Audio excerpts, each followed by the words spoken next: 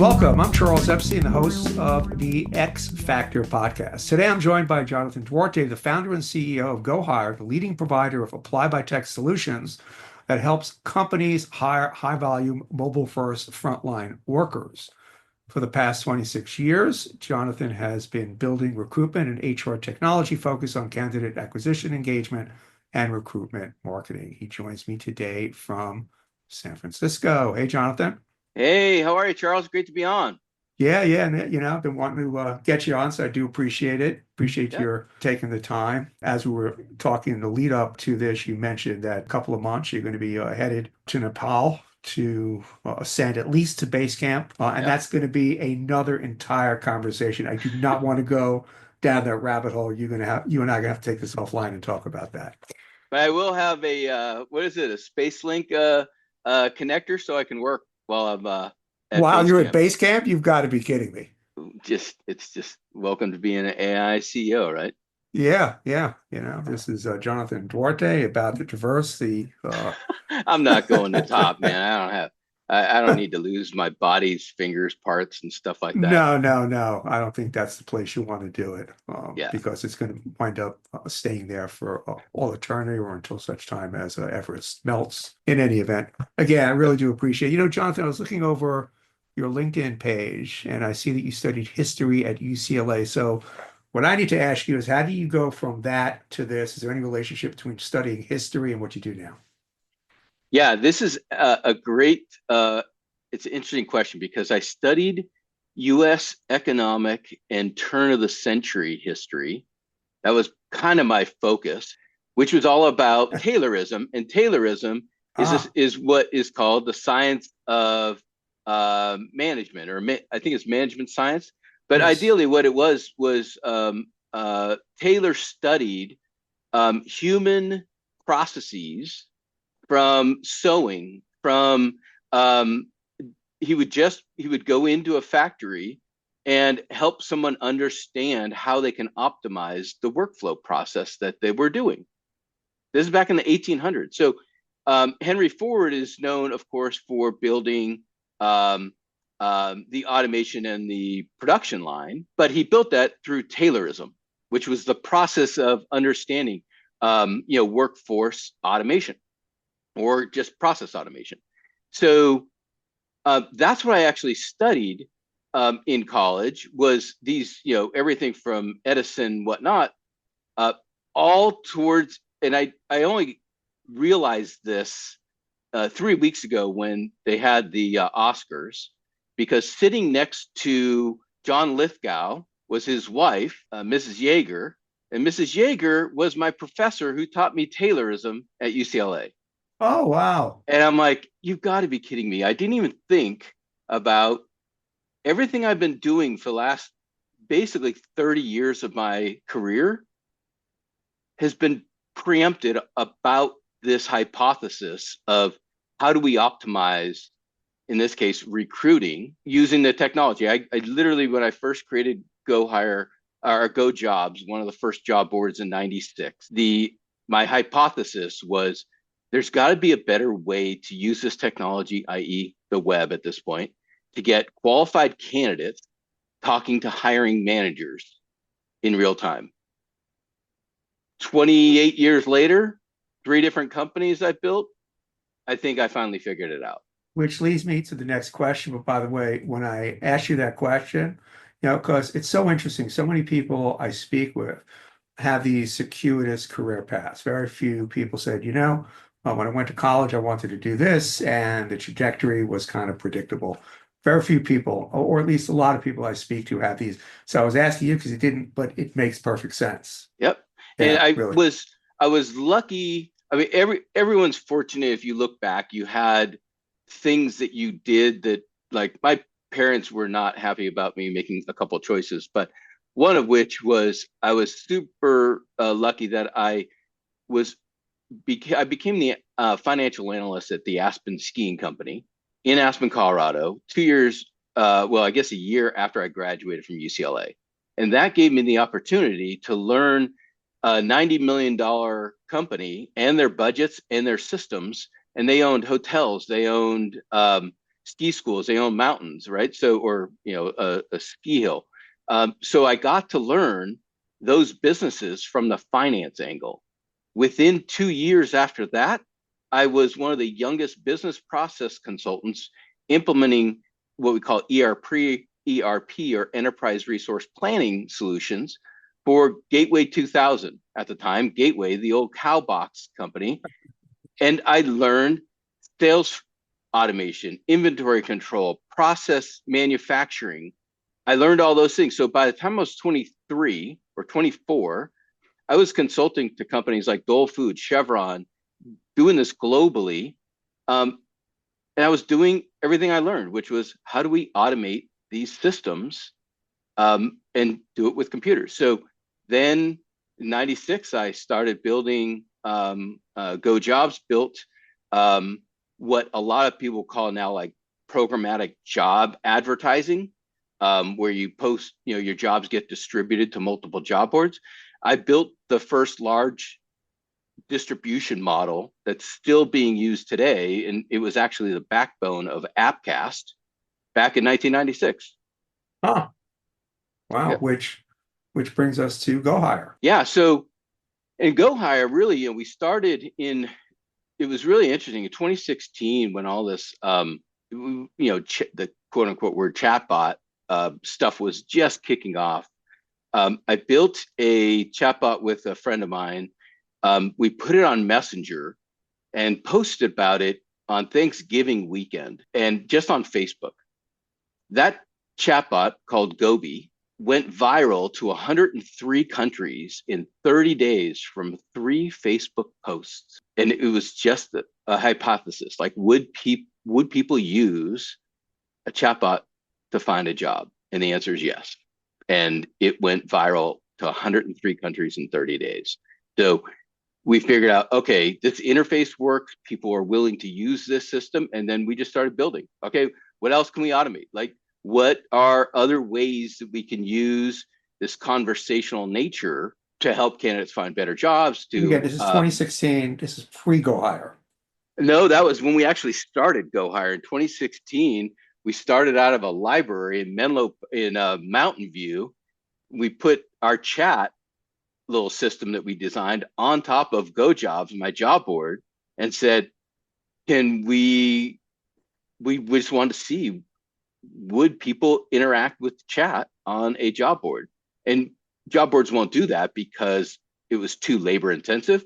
We were doing it just to test what would work. What do candidates want? Understanding their consumer needs. So it was just a test, like figuring out what worked and what didn't. And then we just built it. So what, 9 years later? So 9 years later, we've been building. Now I think we've deployed over 250 AI assistants, if you will, from all different kinds of use cases, from scheduling to some of the coolest things we've done recently are voice assistants for employee callouts. So if you think you've got a large manufacturing, or say you were Amazon and you have, but that you could see this with a company, even with just 100 employees. If someone calls out sick, chances are they're leaving a voicemail or a voice message to the manager or to somebody in HR.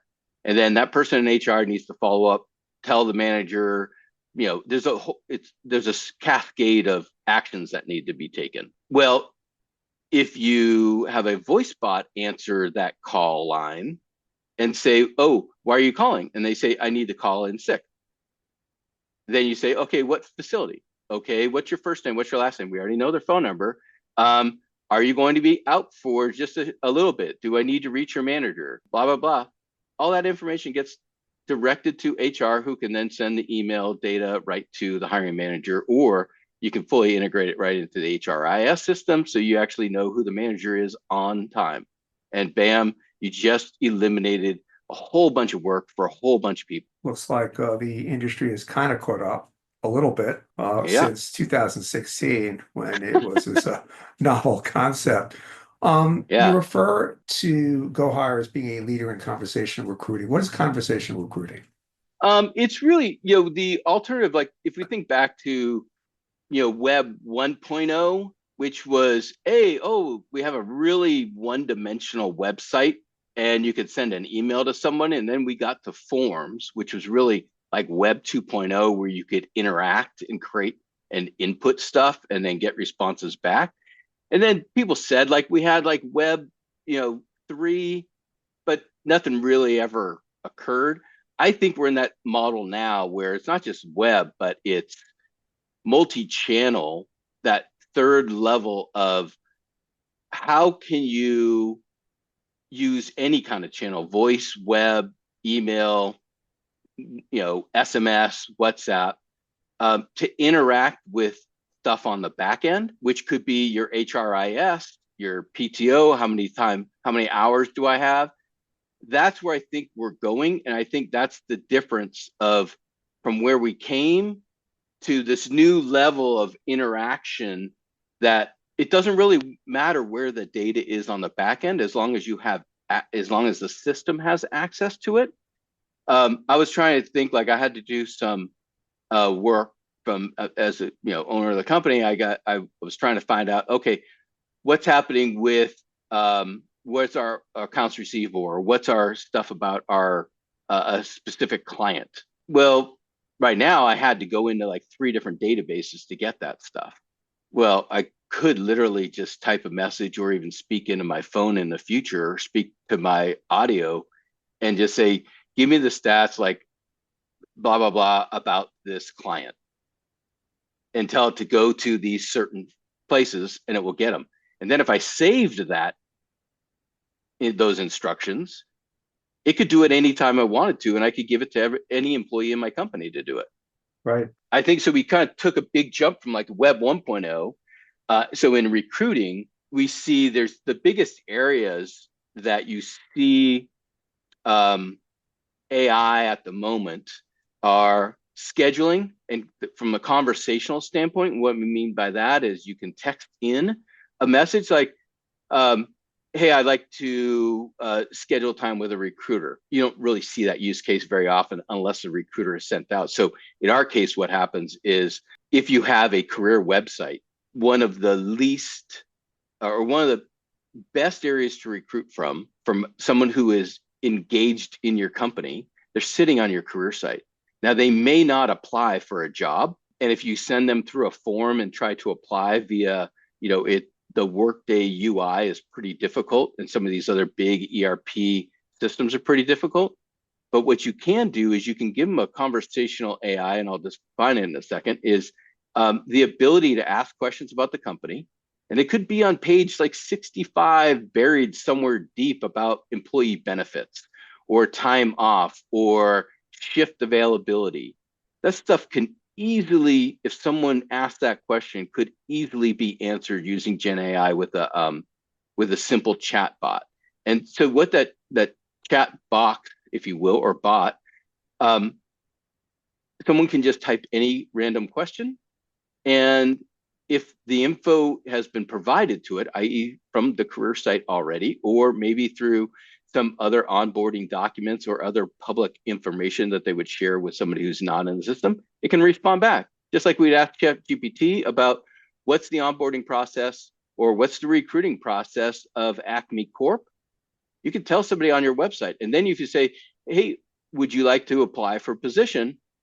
You just ask them questions. What's your first name? What's your name? What type of position are you looking for? Well, let me go look and see, do we have those? Oh, we don't have anything right away. Would you like to be in our, in your talent pool? All conversational. That all could be done audio, or it could be through a keyboard. Right. It's obviously more organic, naturalistic. It doesn't follow any kind of rigid structure. We were talking before when I first was kicking the tires a couple of years ago, when ChatGPT just came down the pike.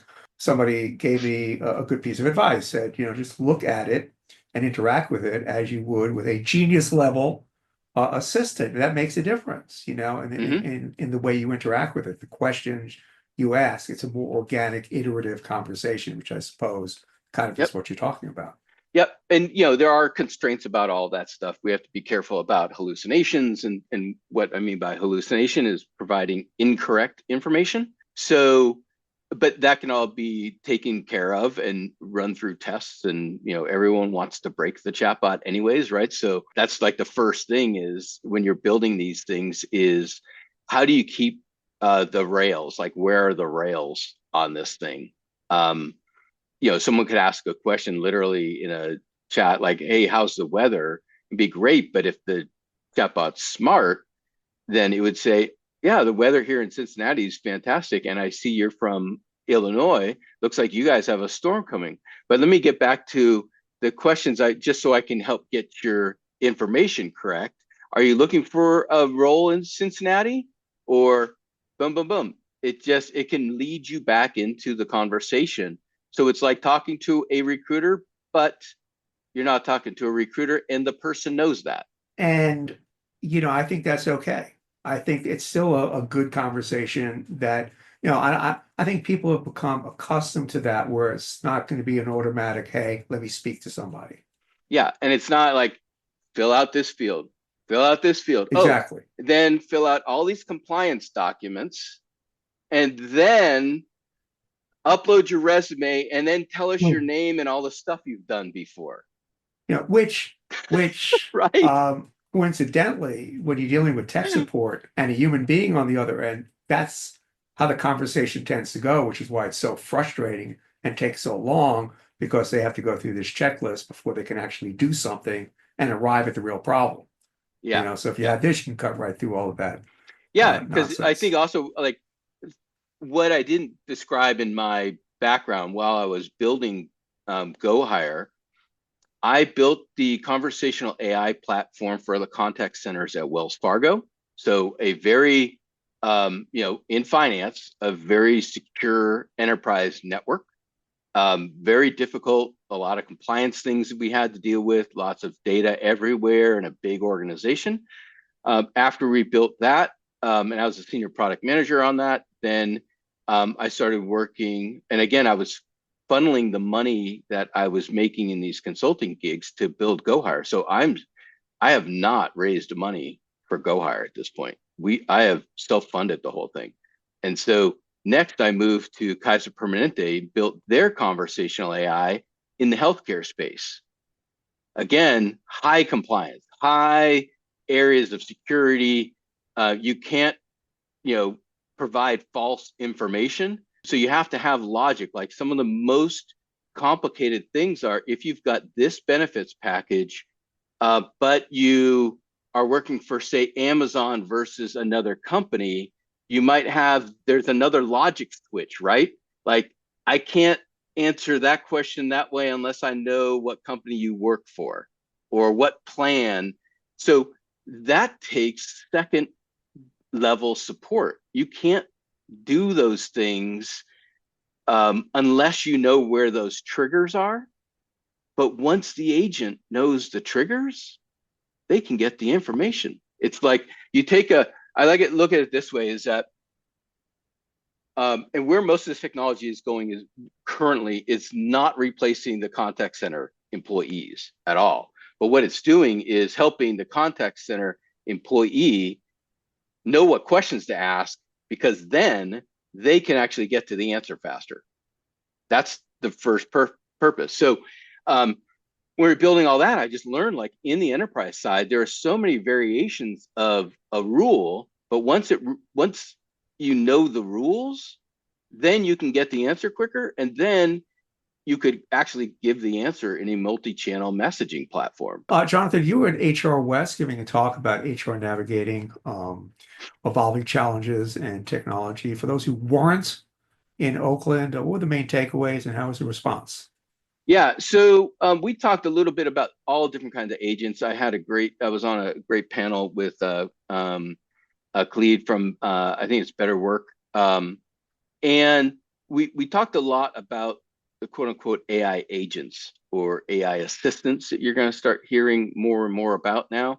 And then we also talked about like saying using generative models like ChatGPT and things. And one of my I asked the audience a couple of questions, and one of the things that I realized through a couple of different panels that I was on too was if you're an AR, if you're an HR, or any role in enterprise, check with your IT team about what models you can and cannot use.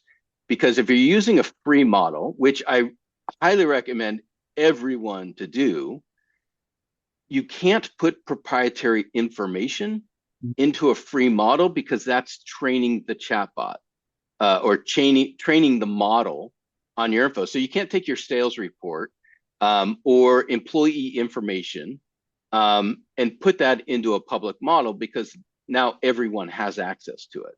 Right. And so that's I think the most critical thing for everyone at this stage. And as you and I were saying, leading up to the call, was really use tools like ChatGPT or whatever model you want to use, or a different tool.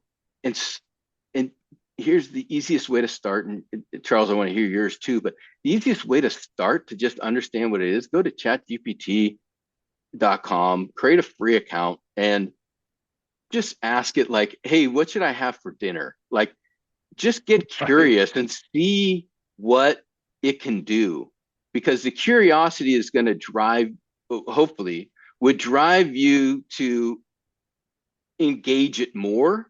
Then you can figure out from a business side how it can help you. But if you don't have that curiosity of, like, if it's not like, wow, this is actually cool, this can do that, like, so Yeah. in your how did you start, Charles? Like, you said, like, you threw some crazy things at it just Yeah, to I see what it would did. come I out. did. I just threw a whole bunch of crazy, wacky things at it. I wanted to figure out exactly what it's capable of, what it's not quite capable of, its limitations and so forth. But yeah, just like it trains on your data, you need to train on it to get really comfortable with it and to understand its power. Mhm. Yeah, some of its limitations, and various ways in which you can use it. But I agree. I did this whole thing, hashtag stupid AI tricks. And if anybody wants to check it out, go to LinkedIn, put hashtag stupid AI tricks, and a whole lot of crazy, wacky stuff will come up. But it's kind of instructive too, because it Yep. really allowed me to do some very creative things. But still, it never got me completely there. I had to either do multiple prompts or put in the remaining 30% to get it where I need it. But then as you say, you get to understand how you could use it in your work. It doesn't replace this, it doesn't replace that, but it augments this, it augments that. It helps you in certain ways. And yeah, 100%. I think you use the analogy of it's having like a genius as your intern. Yeah, And I yeah, think that's a way to look at it. Like, and what we talked about at HR West was, they're really assistants that are super smart, but you have to guide them to do, like, my philosophy is this: if you have a new employee, you know, super green, and you need them to do this, you'd have to say, okay, what do you know how to do first? Like, you have to understand their limitations, and then hopefully they're curious and they say, but I can just jump in, right? So then you have to say, okay, I need you to go schedule a meeting with Charles to talk about this. And you can go look up Charles's information in our address book, and then look on my calendar for available times, and then send Charles maybe an email, maybe a text message, maybe a direct message, DM on LinkedIn, whatever way works. And if Charles has any questions that you can't answer, then send them to me. right. So, simple process, takes a little time. Like, your employee will need to know how to get to those things. So you still have to train it to do some of those things, but ideally that's what it's training. You're training the assistant or Gen AI to do, is get better at those things. Because once you say, I need you to schedule, then they know, oh, well, I already know how to do that. Now the Yeah, question is, to who, and what's their contact information, and then when, because I'm already connected to your calendar. So you don't have to teach the process again. You just need to teach a new variable. Right. No, no, well put. Jonathan, you recently did a LinkedIn post with the title, Where are all the job candidates? And you say you're hearing this on a daily basis. So my question is, where are they? I think that was a little bit old post because everything changes, especially in this last 3 months or 4 months of the year. I think the candidates are out there. I think you're seeing a lot of people get flooded with candidates. I think the biggest thing that I've learned, having talked to, and I'm gonna write a post about this, is that I've interviewed over 250 recruiters to HR leaders to CHROs, asking this simple question: what is the biggest concern you have in the business right now, from in the recruiting side and HR side? Not having enough qualified candidates is always the number one answer. Number two answer, I say, well, of the qualified candidates that you have, which let's say you have maybe 150 people apply. Again, we're just going to use some round numbers because the numbers are, just use it for a percentage basis. But say you had 150 candidates apply and there were 100 that you wanted to reach out to. And you're going to pick up the phone and send emails. Of those qualified candidates, how many do you think you talked to? Usually about 65% of the people come back and say less than 20% of them. And that is where your 80% of the candidates are. They're in the people that you did not get on the phone to pre-screen to see if they're qualified, available, and interested. And in most cases, that's because you're trying to talk to hourly people and trying to call people on the phone, and people will not pick up the phone to people they do not recognize their phone number from. Right. So it's a process problem. It is not a lack of candidates. And the answer is? You can use multi-channel messaging to reach out to candidates. You can have them self-scheduled. I mean, these AI agents that we have now can do this kind of stuff. We've seen clients using our platform, but there's plenty out there that have gone from less than 20 to, in 24 hours, having candidates self-schedule themselves. 92% of those candidates that are qualified, they get on the phone with in 24 hours. Oh, yeah, that's impressive. Yeah. So that's, I think the answer is, where are the candidates? You already have the candidates. The question is the process. How do you reach out to them quicker? Yeah. And on their channel of choice. Yeah. I think that's been the perennial challenge, getting those people, finding them and engaging them. Yeah. And you got to do it fast too, right? Like, you just can't wait 7 days. Don't wait until you have a whole bunch of candidates. Just start reaching out to them right away. Like, we learned, you got a stack of resumes, then you start calling them. You can't do that anymore. You have to reach out immediately. Yeah. Last question. We have this new segment we call Bag Check, and we ask our guests, what are your go-to AI tools?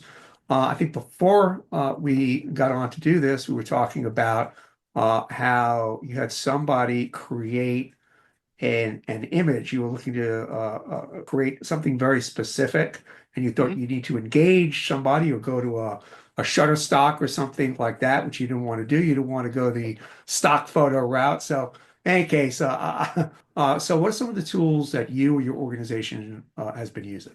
Yeah, we use Fireflies to record all of our conversations with